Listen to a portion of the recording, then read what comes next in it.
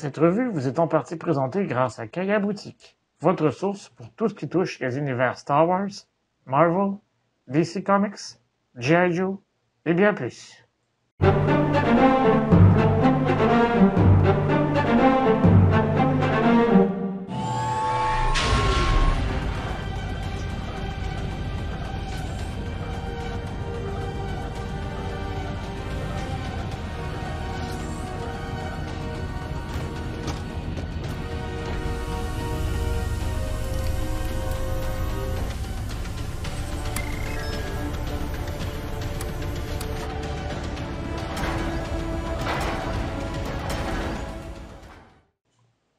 Bonjour les Jedi et bienvenue sur Star Wars Artefact.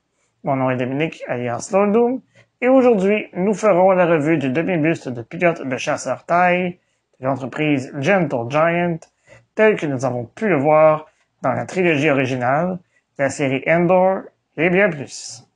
Ce demi-buste fait partie de la série Legends in Three Dimensions de Diamond Select Toys. Comme pour tous les bustes de cette série, il s'agit d'une série limitée à 1000 exemplaires à une ou deux pièces près. Chacun d'entre eux se vend environ 200 $ US, soit 275 $ canadiens ou 185 €. Sans plus tarder, procédons à la revue. Comme je l'ai fait récemment avec le buste de Boba Fett, je vais passer très rapidement sur la boîte puisque le format est identique d'un buste à l'autre. On y retrouve une photo du buste et en dessous, l'écriture dorée indique TIE Pilot Half Scale Resin Bust. Les côtés gauche et droit sont identiques et très peu détaillés. On y retrouve le logo de la série Legends in Three Dimensions et le nom du personnage. À l'arrière, on y voit le logo de Star Wars et au centre, on y retrouve un texte dont la traduction va comme suit. Le TIE Fighter était le symbole inoubliable de la flotte impériale. Les TIE Fighters étaient des véhicules conçus pour des combats spatiaux avec des X-Wing et d'autres chasseurs. On les retrouvait à bord de Star Destroyer et de stations de combat. Le rugissement terrifiant des engins TIE répandait la peur dans le cœur de tous les ennemis de l'Empire. Avant d'aller plus loin, n'oubliez pas de vous abonner à la chaîne, de cliquer sur la petite cloche afin de recevoir des notifications et de liker la vidéo afin de me permettre de poursuivre mon travail. Vous pouvez également me suivre sur Facebook, Instagram et Twitter. Vous trouverez tous les liens dans la description au bas de la vidéo. Comme il est indiqué sur la boîte, le buste est fait de résine. Il mesure 25 cm de haut, a une largeur d'épaule d'un peu plus de 16 cm et une profondeur d'environ 14 cm. Son poids est d'environ 2,5 kg. Il a été conçu par Joe Allard et sculpté par Olof Arnviksson.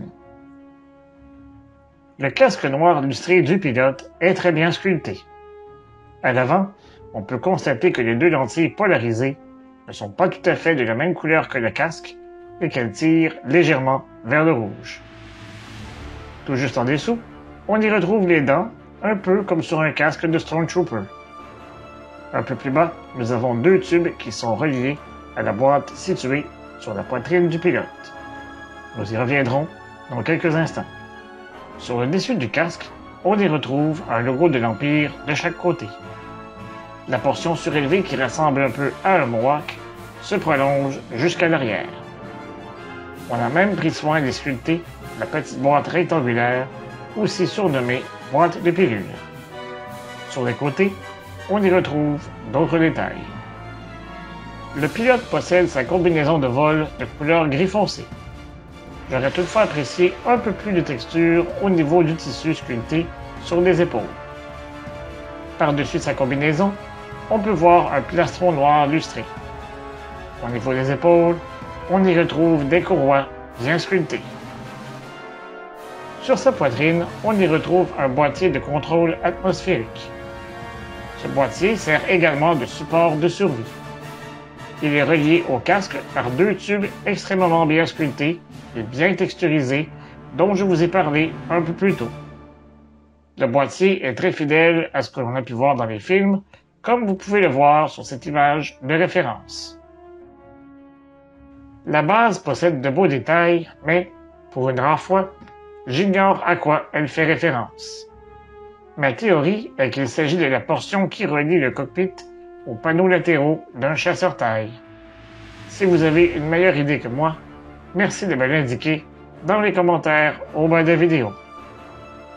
Sous la base, on y retrouve entre autres le copyright, le nom du fabricant, l'endroit où il a été conçu, ainsi que le numéro de l'exemplaire.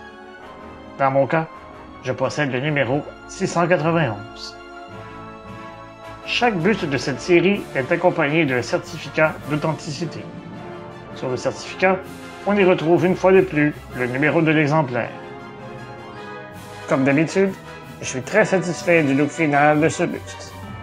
Le travail de sculpture et de peinture des artistes derrière ce buste fait de cette pièce un incontournable pour tous les amateurs de la série Legends in 3 Dimensions. Il existe une autre version de ce buste à l'effigie de la pilote Avina Von Weg, tirée du jeu vidéo Squadrons. Si l'opportunité se présente, j'en ferai évidemment l'acquisition.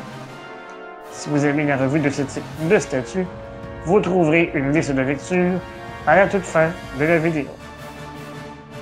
Et vous, que pensez-vous de ce buste? Êtes-vous satisfait du résultat? Dites-le moi dans les commentaires au bas de la vidéo. Si vous avez apprécié cette revue, n'hésitez pas à la partager sur vos réseaux sociaux. Je vous donne rendez-vous la semaine prochaine pour une autre revue. Et d'ici là, je vous dis à bientôt et que la force soit avec vous. À tout jamais. Remember, the force will be with you, always.